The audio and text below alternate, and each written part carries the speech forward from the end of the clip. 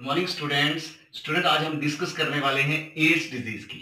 12th class के third unit का भी एक टॉपिक है, 9th क्लास में भी ये टॉपिक आता है। और स्टूडेंट जो भी बच्चे 12th क्लास की प्रिपरेशन कर रहे हैं या जो एमबीबीएस और नीट के एग्जाम की प्रिपरेशन कर रहे हैं उनके लिए मोस्ट इंपॉर्टेंट टॉपिक ये है। हर साल यहाँ से एक या दो ऑब्जेक्टिव जरूर आते हैं स्टूडेंट्स। तो एड्स डिजीज की फुल फॉर्म है acquired immuno deficiency syndrome. Student, acquired का मतलब क्या होता है? एक्वायर्ड का मतलब होता है वो बीमारी जो हमें लाइफ टाइम में मिले। और एक वर्ड होता है स्टूडेंट कंजेनिटल। कंजेनिटल का मतलब होता है वो डिजीज जो हमें अपने पेरेंट्स से मिलती है या बाय बर्थ मिलती है, जो डिजीज उसको हम बोलते हैं कंजेनिटल डिजीज। तो खासतौर पे नीट वाले बच्चों के लिए एक टर्म आती है स्टूडेंट्स जिसको हम बोलते हैं पेडियाट्रिक एड्स। पेडियाट्रिक एड्स का मतलब होता है स्टूडेंट्स कि जो मदर से चाइल्ड के अंदर एड्स जो पहुंच जाता है थ्रू प्लेसेंटा, उसको हम बोलते हैं पेडियाट्रिक एड्स। यानी मदर टू चाइल्ड में जो इन्फेक्शन एड्स का जाएगा उसको हम बोलते हैं पेडियाट्रिक एड्स। तो एक्वायर्ड डिजीज का मतलब हुआ जो हमें अपने लाइफ टाइम में जो है वो हमें मिल जाए। और इम्यूनो का मतलब होता है स्टूडेंट्स एड्स वो डिजीज है जो हमारे इम्यून सिस्टम पे इफेक्ट करती है। तो इम्यून सिस्टम क्या है स्टूडेंट? हमारी बॉडी बहुत सारे सिस्टम के मिलने से बनी हुई है। जैसे हम बात करते हैं कि डाइजेस्टिव सिस्टम है जिसका काम होता है कि फूड को ब्रेक करना, और ब्रेक करने के बाद हमारे स्मॉल इंटेस्टाइन से फूड को ब्लड में भेजना, ब्लड से सेल्स में भेजना, फिर सेल में फाइनली फूड की ब्रेकडाउन होती है और बॉडी को एनर्जी मिलती है। इसी तरीके से हमारी बॉडी के अंदर एक ऐसा सिस्टम है जिसका नाम है इम्यून सिस्टम। इसका काम ये होता है कि अगर बॉडी में बाहर से कोई भी पैथोजन इंटर करता है और इम्यून सिस्टम उसको किल कर देता है। स्टूडेंट, हमारा जो इम्यून सिस्टम है ये 3 स्टेजेस में काम करता है। फर्स्ट होता है फर्स्ट लाइन ऑफ डिफेंस, और एक होता है इसमें सेकंड लाइन ऑफ डिफेंस, एक होता है इसमें third line of defence. First line of defence होता है कि हमारी बॉडी में नोज या माउथ के जरिए या स्किन के जरिए कोई भी पैथोजन इंटर ना कर पाए, और यहां पे ये चीजें उसको रोकती हैं। सेकंड, जब भी कोई पैथोजन या वायरस बैक्टीरिया हमारे ब्लड में इंटर कर जाता है, वहां पर सबसे पहले मैक्रोफेजेस या फेगोसाइट जो साइटिक सेल्स होते हैं वो उसको फीड कर जाते हैं।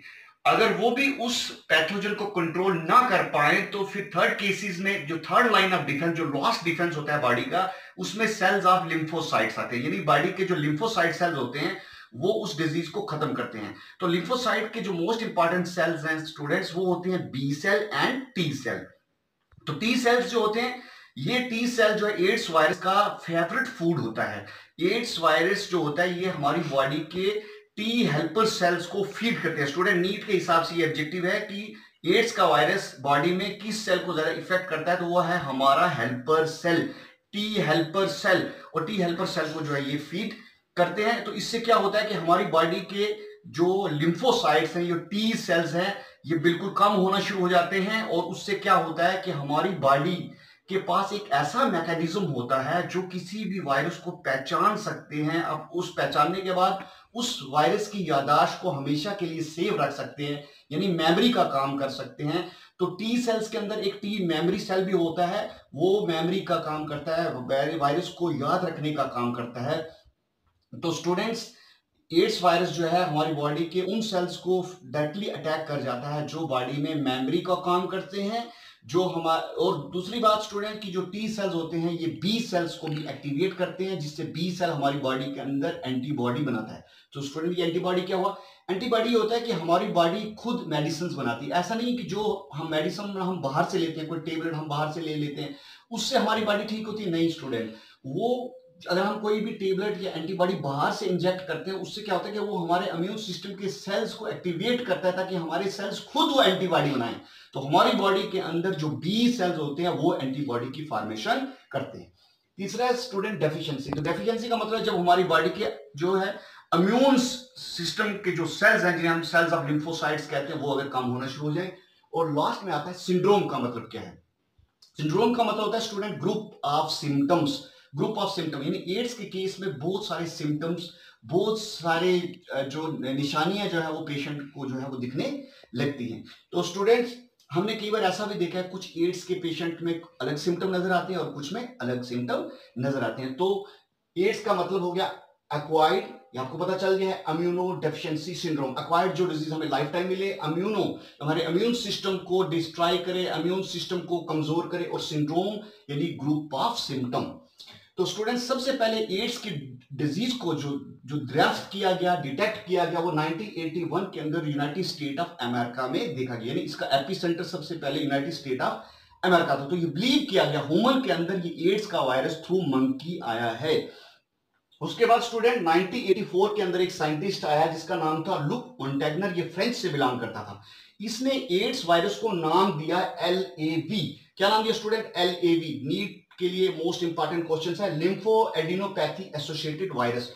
उसी साल 1984 में रॉबर्ट गैलो एक साइंटिस्ट थे, जो अमेरिकन साइंटिस्ट थे, इन्होंने एड्स वायरस को नाम दिया HTLV3 यानी human T lymphotropic virus type 3 नाम दिया। उसके बाद स्टूडेंट 1986 के अंदर हमने देखा international committee on viral nomenclature. Student international committee on viral nomenclature ने एड्स वायरस को नाम दिया HIV। HIV mean human immuno deficiency virus. तो स्टूडेंट एड्स एक डिजीज का नाम है और जिस वायरस से ये होती है उस वायरस का नाम है HIV virus, human immuno deficiency virus. ऐसा वायरस जो हमारे इम्यून सिस्टम को कमजोर करता है। स्टूडेंट उसके बाद एड्स वायरस जो है ये किसका मेंबर है? रेट्रो वायरस का। ये ऑब्जेक्टिव आ सकता है नीट के पॉइंट ऑफ व्यू से। रेट्रो वायरस स्टूडेंट वो होता है जिस वायरस के पास जेनेटिक मटेरियल RNA होता है। स्टूडेंट RNA होता है। तो एड्स वायरस के अंदर हमने देखा 2 RNA स्ट्रैंड होते हैं, 2 RNA स्ट्रैंड्स होते हैं। और रेट्रो वायरस का मतलब हो गया वो वायरस जो RNA से DNA बना सकते हैं। इन वायरस के पास एक एंजाइम होता है जिसका नाम होता है रिवर्स ट्रांसक्रिप्टेज, उसकी मदद से ये RNA से DNA बना सकते हैं। तो रेट्रो वायरस का मतलब हो गया वो वायरस जिनका जेनेटिक मटेरियल RNA होता है और वो उस RNA से DNA बना सकते हैं।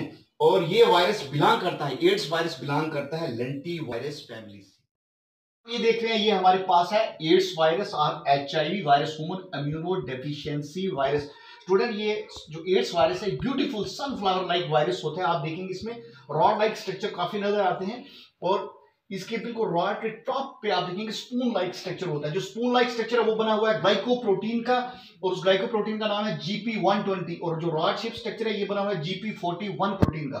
स्टूडेंट जो एड्स वायरस है जो बाहर से जिस मेम्ब्रेन से कवर होता है उसको हम बोलते हैं एनवेलूप। और सबसे इंपॉर्टेंट बात नीट वाले बच्चों के लिए ये है कि एड्स वायरस के बाहर जो एनवेलूप होती है वो एड्स वायरस की अपनी नहीं होती। स्टूडेंट वो अपनी नहीं होती, वो जिस बॉडी के अंदर गया था हमारी बॉडी के प्लाज्मा मेम्ब्रेन की लिपिड बाइलेयर इसने अपने ऊपर चढ़ाई होती है। उसके बाद इस एड्स वायरस के अंदर अगर हम जाएं तो कैस्पिड बनाता है P24 प्रोटीन का।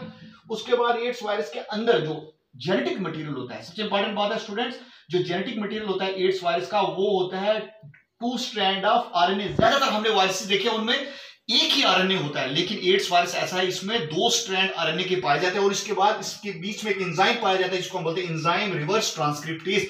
यही वो एंजाइम है जिसकी मदद से जो है एड्स वायरस RNA से DNA बना सकता है। स्टूडेंट इसी RNA को जब हमने नीचे लाया तो उसको हम बोलेंगे HIV जीनोम। यानी हमने एड्स वायरस के RNA को डिटेल में स्टडी कर लिया, उसके हर जीन का पता लगा लिया। हमने देखा 3 टाइप्स ऑफ जीन जो है वो एड्स के RNA के अंदर पाए जाते हैं। एक LTR जीन्स है, दूसरा रेगुलेटरी जीन्स और थर्ड आता है हमारे पास structural jeans.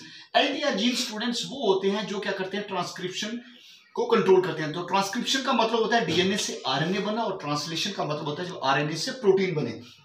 Structural gene 3 type के होते हैं, gag, pol and ENV। It is very IMP। Gag, pol and ENV जो प्रोटीन होते हैं ये क्या करते हैं एनवेलूप प्रोटीन बनाते हैं, कोर प्रोटीन्स बनाते हैं और एंजाइम रिवर्स ट्रांसक्रिप्टेज बनाते हैं। यानी ये एनवेलूप प्रोटीन्स बनाएंगे ये वाली, और उसके बाद हमारे पास GP41 होगी, GP120 होगी और ये कैस्पिड प्रोटीन, ये सारी की सारी कौन बना रहा है? ये हमारे पास स्ट्रक्चरल जीन्स बना रहे हैं। तो ये था हमारे पास HIV का जीनोम। हम डिस्कस कर रहे हैं ट्रांसमिशन ऑफ एड्स। तो एड्स हमारी बॉडी के अंदर कैसे इंटर करता है? तो एड्स डिजीज का जो वायरस है HIV वायरस, ये हमारी बॉडी के अंदर इंटर करेगा सबसे पहले थ्रू सेक्सुअल कांटेक्ट। बहुत सारे तरीकों से हमारी बॉडी के अंदर जा सकता है HIV वायरस। तो सबसे पहले है थ्रू सेक्सुअल कांटेक्ट। अगर कोई शख्स एड्स वायरस से इन्फेक्टेड है तो वो अगर किसी नॉर्मल ह्यूमन बीइंग के कांटेक्ट में आता है, किसी मेल में है तो वो किसी फीमेल के साथ सेक्सुअल रिलेशनशिप बनाता है तो उससे उसकी बॉडी के अंदर जो ट्रांसफर हो जाएगा। लेकिन सबसे ज्यादा जो एड्स के केसेस हैं वो एनल सेक्स के द्वारा देखे गए। जब मेल टू मेल सेक्स होता है, थ्रू एनल सेक्स होता है, तो उससे ये ज्यादा हुआ है। सेकेंड है ब्लड ट्रांसफ्यूजन। अगर कोई शख्स जो है वो इन्फेक्टेड है, HIV से ग्रस्त है, तो उसका ब्लड अगर किसी नॉर्मल ह्यूमन में चढ़ाया जाएगा उससे भी जो है वो एड्स ट्रांसफर हो जाएगा। उसके बाद जो ड्रग एब्यूजर्स हैं, जो ड्रग्स लेते हैं और जो इंजेक्शन का इस्तेमाल करते हैं, सिरिंजेस का इस्तेमाल करते हैं ड्रग्स के लिए, और वो सिरिंज जब 2 या 3 लोगों में या उससे ज्यादा लोगों में शेयर होती है, उससे भी एड्स फैल सकता है। और उसके बाद मदर टू चाइल्ड, अगर मदर को HIV वायरस उसकी बॉडी के अंदर है तो मदर से उसके चाइल्ड में भी जा सकता है। स्टूडेंट, तो यहाँ पे क्वेश्चन आएगा paediatric AIDS, very very important for NEET के लिए। पेडियाट्रिक एड्स होता है जब मदर इंफेक्टेड है एड्स से तो उसके चाइल्ड में भी वो डिजीज चली जाएगी। उसके बाद स्टूडेंट, कई बार हम क्या करते हैं कि बार्बर की शॉप पे जाते हैं, नाई की दुकान पे जाते हैं, वहां पे कोई शेप बनाते हैं या सम टाइम अपने बालों को पीछे इस जो है गर्दन वाले हिस्से से जो है यहाँ पे रेजर से जो बालों को हटाया जाता है, तो सम टाइम बार्बर्स क्या करते हैं, ब्लेड को चेंज नहीं करते। अगर किसी शख्स जो एड्स से इन्फेक्टेड है उसके ऊपर अगर रेजर का इस्तेमाल हुआ है और वो रेजर स्टेरलाइज नहीं किया या उस रेजर में ब्लेड चेंज नहीं हुआ, तो वही किसी दूसरे शख्स में अगर यूज होगा तो उससे एड्स के ट्रांसफर होने की संभावना बढ़ जाती है। और फीमेल के केस में जो कान के अंदर ईयर पिन्ना, यहाँ पे जो बोरिंग किया जाता है, कान में जो बालियों के लिए सुराख किया जाता है, अगर एक ही नीडल बार बार यूज की जाए उससे भी एड्स वायरस का खतरा हो सकता है, लेकिन वो नीडल सबसे पहले किसी इंफेक्टेड के संपर्क में आई होनी चाहिए। उसके बाद ऑर्गन ट्रांसप्लांटेशन, ये देखा गया अगर एड्स वायरस अगर किसी भी ह्यूमन बॉडी के अंदर है, अगर कोई एड्स से इन्फेक्टेड शख्स है, उसकी बॉडी का ऑर्गन किसी नॉर्मल ह्यूमन में अगर लगाया जाएगा तो उससे भी उसको एड्स हो जाता है। उसके बाद लास्ट में है आर्टिफिशियल इंसेमिनेशन। इसका मतलब होता है एड्स से इन्फेक्टेड आदमी का स्पर्म लेके किसी नॉर्मल फीमेल की बॉडी में डाला जाए तो उस फीमेल को भी एड्स हो जाएगा। स्टूडेंट, HIV वायरस हमारी बॉडी में कहाँ कहाँ पे पाया जाता है, इस पे कई बार ऑब्जेक्टिव्स आ जाते हैं। तो सबसे पहले एड्स का वायरस हमारे ब्लड में हो सकता है। उसके बाद सीमन। स्टूडेंट, सीमन क्या होता है? सीमन होता है कि जो मेल रिप्रोडक्टिव सिस्टम्स के जो ग्लैंड्स हैं, जैसे सेमिनल वेसिकल, प्रोस्टेट ग्लैंड्स और कॉपर ग्लैंड्स, उन तीनों ग्लैंडों की सिक्रीशन प्लस हमारा स्पर्म, ये मिलके इनको हम बोलते हैं सीमन। तो सीमन हो गया जी secretion of seminal vesicles gland, prostate gland, Cowper glands and sperm, उसको हम बोलेंगे सीमन। वहां भी एड्स का जो वायरस है वो पाया जाता है। सेरिब्रोस्पाइनल फ्लूइड, ये फ्लूइड कौन सा होता है? जो हमारा ब्रेन होता है वो कुछ मेम्ब्रेन से घिरा होता है और उन मेम्ब्रेन के दरमियान में जो फ्लूइड होता है उसको हम बोलते हैं सेरिब्रोस्पाइनल फ्लूइड, वहां भी एड्स का वायरस पाया जाता है। इन तीनों चीजों में हाई कंसंट्रेशन में होता है। और लो कंसंट्रेशन में टीयर्स, हमारे आंसुओं में पाया जाता है, सैलिवा में पाया जाता है, ब्रेस्ट मिल्क, मदर के ब्रेस्ट मिल्क में पाया जाता है, यूरिन में और वेजिनल सेक्रीशन में पाया जाता है। उसके बाद incubation period 6 month to 7 year का जो इंक्यूबेशन पीरियड होता है। स्टूडेंट, इंक्यूबेशन पीरियड का मतलब क्या होता है? देखो, जब कोई भी वायरस हमारी बॉडी के अंदर इंटर करता है तो वो किस अमाउंट में इंटर करता है, ये नहीं है कि एक ही वायरस बॉडी के अंदर इंटर करेगा।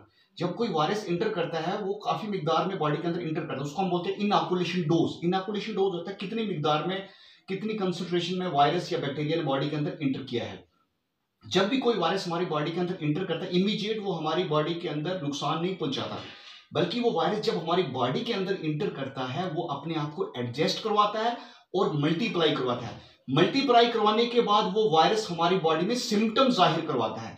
तो जो इनॉकुलेशन डोज से लेके सिम्टम तक का जो टाइम पीरियड होता है उसको हम बोलते हैं इंक्यूबेशन पीरियड। जैसे कोरोना के केस में आपने देखा कि वायरस हमारी बॉडी में जैसे ही जाता है उसके लिए क्या करते हैं, 15 डेज हम लेते हैं। तो 15 डेज का क्वारंटाइन पीरियड आपने देखा होगा। तो 15 डेज का मतलब क्या होता है कि जब वायरस हमारी बॉडी के अंदर इंटर कर गया वो अपनी मल्टीप्लाइकेशन के लिए 15 डेज लेगा, यानी वो मल्टीप्लाई करके जो फर्स्ट सिम्टम शो करेगा वो 15 डेज के बाद करेगा। तो इंक्यूबेशन पीरियड का मतलब हो गया कि सिम्टम तक का जो पीरियड जो वायरस लेता है उसको हम बोलते हैं इंक्यूबेशन पीरियड। तो एड्स के केस में कि शख्स को 6 मंथ के बाद ये सिम्टम नजर आते हैं और कई में 7 ईयर के बाद ये सिम्टम नजर आते हैं। अब स्टूडेंट, जब हमारी बॉडी के अंदर हमें लगा कि एड्स का वायरस हमारी बॉडी के अंदर चला गया है, क्योंकि ये पता कैसे लगेगा कि सिम्टम, जब पहले कुछ सिम्टम नजर आएंगे तो सिम्टम नजर आने के बाद डॉक्टर हमें फौरन बोलेंगे आप क्या करो, टेस्ट करवाओ। तो student, very very IMP question, very very important question for NEET के लिए बड़ा इंपॉर्टेंट क्वेश्चन है कि एड्स के लिए कौन सा टेस्ट किया जाता है स्टूडेंट। तो एड्स के लिए जो टेस्ट होता है वो टेस्ट होता है एलिजा टेस्ट। स्टूडेंट, कौन सा टेस्ट? एलिजा। तो इसको हम बोलते हैं एंजाइम लिंक्ड इम्यूनोसॉर्बेंट एसे टेस्ट। तो एलिजा टेस्ट जो है वो किया जाता है। तो एलिजा टेस्ट में अगर कोई शख्स पॉजिटिव आता है तो पॉजिटिव का मतलब हो गया कि उसके ब्लड के अंदर जो है एड्स का वायरस है। अगर नेगेटिव है तो एड्स का वायरस नहीं होगा। अगर किसी का टेस्ट जो है वो पॉजिटिव आता है, यानी अगर एलिजा टेस्ट पॉजिटिव आता है, फिर भी उस चीज को कंफर्म करने के लिए एक और टेस्ट किया जाता है जिसको हम बोलते हैं वेस्टर्न ब्लॉट टेस्ट। ये इंपॉर्टेंट क्वेश्चन है, ऐसा एग्जाम में क्वेश्चन आ सकता है कि अगर एलिजा टेस्ट करके हमें ये पता लग गया कि हमारी बॉडी में एड्स का वायरस है, तो फिर कंफर्म करने के लिए कौन सा टेस्ट किया जाता है? तो स्टूडेंट कंफर्म करने के लिए किया जाता है वेस्टर्न ब्लॉट टेस्ट। तो जब हमें पता लग गया कि हमारे अंदर एड्स है और सिम्टम कौन से सिम्टम आ जाते हैं और उन सिम्टम की मदद से डॉक्टर हमें कैसे बताते हैं कि आपकी बॉडी के अंदर जो है वो एड्स पहुंच चुका है, तो वो सिम्टम हो सकते हैं सोर थ्रोट, गले में खराश आ जाना, हेडेक, सर दर्द होना, स्किन रैशेज। तो स्किन के ऊपर जो है निशान दाने दाने जैसे लगना शुरू हो जाते हैं, दाने लगने आना शुरू हो जाते हैं, रैशेज जिसे हम बोलेंगे। मैलेस का मतलब होता है कि जी मलचाना, और फीवर लो ग्रेड। तो शुरू में जो फीवर बुखार आता है वो इतना ज्यादा हाई फीवर नहीं होता है, और स्वेलो लिम्फ नोड, और जो लिम्फ नोड है वो फूलना शुरू हो जाते हैं। ये सिम्टम शुरुआती टाइम में आते हैं और उसके बाद खत्म हो जाते हैं। उसके बाद बॉडी के अंदर वायरस अपने आप को मल्टीप्लाई करता रहता है। फिर एक कंडीशन ऐसी आती है जिसमें ये सारी चीजें हमें नजर आएंगी। कौन सी?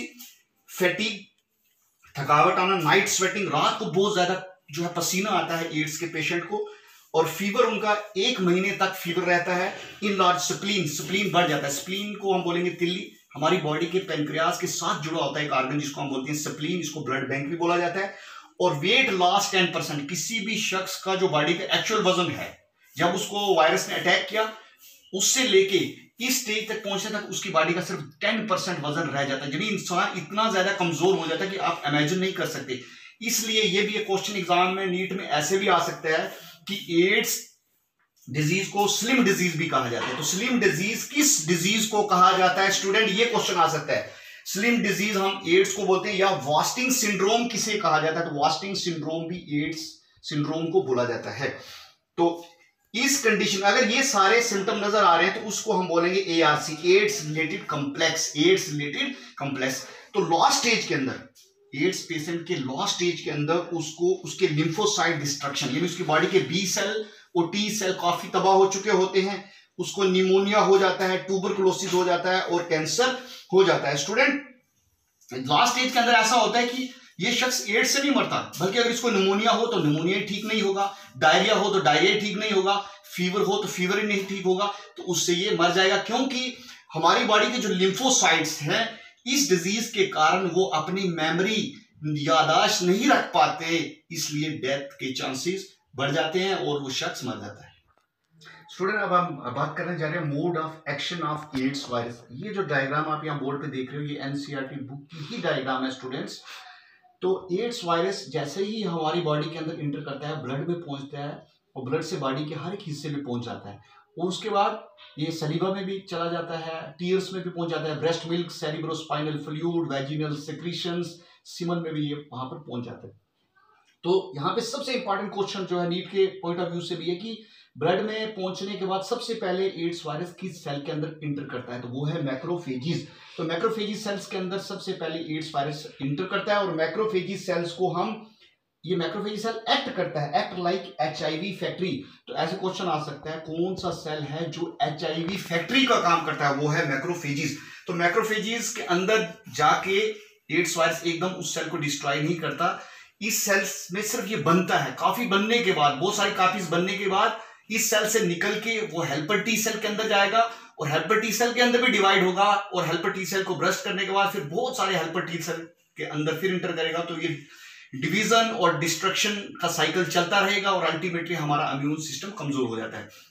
तो सबसे पहले जो एड्स वायरस है, यहाँ पे आप देखेंगे कि ये जो नोब लाइक स्ट्रक्चर है, जैसे मैंने कहा था ये स्पून लाइक जो स्ट्रक्चर है, जिसमें हमारे पास GP120 जो प्रोटीन होती है, ये प्रोटीन ही इंफेक्शन का काम करती है। तो एड्स वायरस की GP120 की प्रोटीन मैक्रोफेजिस सेल्स के साथ जुड़ती है। तो मैक्रोफेजिस सेल के साथ एक रिसेप्टर लगा होता है जिसको हम CD4 रिसेप्टर कहते हैं। Student CD4 receptor macrophages cell के भी साथ होता है, और हेल्पर टी सेल के ऊपर भी CD4 रिसेप्टर होता है, वेरी IMP। तो CD4 रिसेप्टर के साथ एड्स वायरस जुड़ता है, और ये पूरे का पूरा वायरस अंदर इंटर नहीं करेगा। तो वायरस का सिर्फ RNA और एंजाइम रिवर्स ट्रांसक्रिप्टेज ही अंदर आता है, बाकी जो इसकी एनवी लूप है वो बाहर ही रह जाती है। जैसे ही वायरस अंदर आएगा तो ये वायरस के पास अपना RNA होता है, तो RNA से ये पहले DNA बनाता है। तो कैसे बनाएगा? With the help of enzyme reverse transcriptase. तो रिवर्स ट्रांसक्रिप्टेज एंजाइम भी वायरस अपने साथ ही अंदर लाता है। जब ये RNA से DNA बनाता है जब वायरस, तो वायरस का सबसे पहले जो है सिंगल स्ट्रैंड डीएनए बनाता है। उसके बाद सिंगल स्ट्रैंड डीएनए से डबल स्ट्रैंड डीएनए जो है वो वायरस का बनता है। और जब वायरस डबल स्ट्रैंड डीएनए बना देता है और वो डबल स्ट्रैंड डीएनए हमारे न्यूक्लियस के अंदर इंटर करके हमारे डीएनए के साथ जुड़ जाएगा, यानी होस्ट सेल के डीएनए के साथ जुड़ जाएगा। जब वायरस का डीएनए होस्ट के डीएनए के साथ जुड़े तब हम उसको बोलते हैं प्रो वायरस। ये भी इंपॉर्टेंट क्वेश्चन है, प्रो वायरस किसको बोला जाता है। उसके बाद क्या होगा कि ये जो वायरस का डीएनए है ये हमारे डीएनए को अपने कंट्रोल में ले लेता है, उसको कोई काम नहीं करने देता, फिर अपनी मर्जी से वायरस डीएनए वायरस आरएनए बनाएगा, वायरस प्रोटीन्स बनाएगा। बाद में वायरस आरएनए और वायरस प्रोटीन आपस में असेंबल्ड होंगी, जुड़ के बहुत सारे एड्स वायरस बनाएंगी। और एड्स वायरस बनने के बाद इस सेल से बाहर जाता है और बाहर जाने के बाद सीधा जाके हेल्पर टी सेल के साथ अटैच होता है और हेल्पर टी सेल के CD4 रिसेप्टर के साथ अटैच होता है। फिर हेल्पर टी सेल के अंदर चला जाएगा और हेल्पर टी सेल के अंदर भी बहुत सारी डिवीजन करेगा और फिर हेल्पर टी सेल को डिस्ट्रॉय करेगा। तो हेल्पर टी सेल वो इंपॉर्टेंट सेल है जो मैसेज देता है बी सेल को, ताकि बी सेल एंटीबॉडी की फॉर्मेशन करे। और एंटीबॉडी हमारे बॉडी के अंदर बनने वाली एक नेचुरल मेडिसिन होती है जो किसी बीमारी को डिस्ट्रॉय करती है। तो एड्स वायरस की मेडिसिन इसीलिए नहीं बन पा रही क्योंकि एड्स वायरस के केस में क्या होता है कि जो सेल किसी बीमारी को खत्म करते हैं और ये वायरस उसी सेल को खत्म कर देता है। स्टूडेंट अब आप देखेंगे एड्स किन चीजों से एड्स नहीं होता है। एड्स नॉट सेपरेट, तो हाँ, किसी के साथ हाथ मिलाने से एड्स नहीं होगा, उसके किसी भी एड्स के मरीज के साथ खाना खाने से, उसके साथ खेलने से, अपने कपड़े उसके साथ शेयर करने से, साथ स्विमिंग पूल में नहाने से, एक ही बर्तन में खाना खाने से, या हम पब्लिक प्लेसेस पे जाएंगे किसी शख्स के साथ टच होने से, या कोई एड्स के पेशेंट अगर हम पे हमारे ऊपर छींक रहा है या खांसी करता है तो या उसके पास बैठने से कभी भी एड्स का वायरस हमारी बॉडी के अंदर इंटर नहीं करेगा। जैसे हमने कोरोना वायरस के केस में देखा है, वहां पास बैठने से भी एड्स वायरस जो है कोरोना वायरस इंटर कर जाता है, लेकिन एड्स के केस में ऐसा नहीं होता है। उसके साथ साथ जो है किसी भी ब्लड सकिंग इंसेक्ट से भी एड्स नहीं होता है। जैसे आप देखेंगे कि अगर मॉस्किटो आया तो मॉस्किटो ने किसी एड्स के पेशेंट को बाइट किया और उसके ब्लड को सक करके किसी नॉर्मल बॉडी के अंदर, किसी नॉर्मल ह्यूमन बीइंग के अंदर उसने जब वो बाइट किया और वो एड्स वाला ब्लड मॉस्किटो ने नॉर्मल ह्यूमन के बीच में बॉडी में डाल दिया तो उससे एड्स नहीं होगा, क्योंकि एड्स का वायरस मॉस्किटो के माउथ के अंदर किल हो जाता है। और प्रिवेंशन क्या है अब, तो प्रिवेंशन के लिए ये कि अभी तक बचाव ही जो है इस बीमारी का इलाज है। अभी तक कोई भी मेडिसिन एड्स के लिए नहीं बनी, इसलिए हमें इस बीमारी से बचाव ही हमारे लिए जरूरी है। जो हमारे पास नॉलेज है उसी के बेस पे हम अपने आप को बचा सकते हैं। तो सबसे पहली बात यह कि प्रॉपर ब्लड टेस्टिंग, अगर हमें कहीं खून चढ़ाना है अपनी बॉडी के अंदर तो सबसे पहले जो है प्रॉपर ब्लड टेस्टिंग जरूरी है। डिस्पोजेबल सिरिंजिंग यूज, अगर कहीं इंजेक्शन करवाना है तो डिस्पोजेबल सिरिंज का ही इस्तेमाल होना चाहिए। Use of condom, sexual intercourse के दौरान कॉन्डम का इस्तेमाल होना चाहिए। उसके बाद अवॉइड ड्रग्स, तो स्टूडेंट ड्रग्स कभी नहीं लेना चाहिए। और जब सिरिंजेस का यूजेस होता है तो उससे भी एड्स का खतरा बढ़ जाता है अगर उन ड्रग्स अब्यूजर के बीच में कोई एड्स का पेशेंट हो।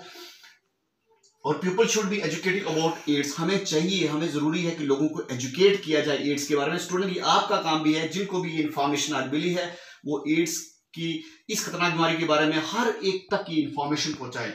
तो स्टूडेंट ट्रीटमेंट पे हम आते हैं। तो ट्रीटमेंट की बात स्टूडेंट ये है कि कोई भी एंटीबायोटिक तो इस बीमारी का हल नहीं है, लेकिन कुछ एंटीवायरल ड्रग्स हमारे पास हैं, जैसे ज़ाइडोवुडिन, आप ये देख सकते हैं, ज़ाइडोवुडिन है, और एजिडोथाइमिडिन भी आप देख सकते हैं, ये एंटीवायरल ड्रग्स है।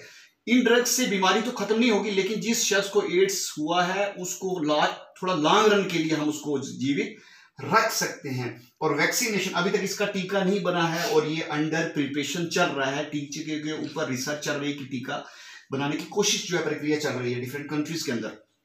हमारी इंडिया के अंदर नैको, नेशनल एड्स कंट्रोल ऑर्गेनाइजेशन है, और इसको सेटअप किसने किया? Ministry of health and family welfare. तो ये एक ऑब्जेक्टिव बन सकता है कि नैको को किसने एस्टेब्लिश किया, तो नैको को ministry of health and family welfare ने एस्टेब्लिश किया। नैको का काम है कि इस डिजीज को, एड्स को किसी भी फर्दर जो है इसके ट्रांसमिशन को रोकना और मोर्टेलिटी रेट को जो है वो कम करना। तो स्टूडेंट देखिए, जो एड्स का जो सिंबल है, जो एड्स का ऑफिशियल सिंबल है वो रेड रिबन होता है। कभी भी एग्जाम में आ जाएगा, वहां पूछा जाएगा कि एड्स का जो सिंबल है उसका कलर क्या है, ब्लू है, ब्लैक है, तो रेड कलर होता है, तो रेड रिबन होता है। आप ये देख सकते हैं यहाँ पे रेड रिबन है। उसके बाद वर्ल्ड एड्स डे, स्टूडेंट जो 1 दिसंबर को वर्ल्ड एड्स डे मनाया जाता है। Thank you for watching this video.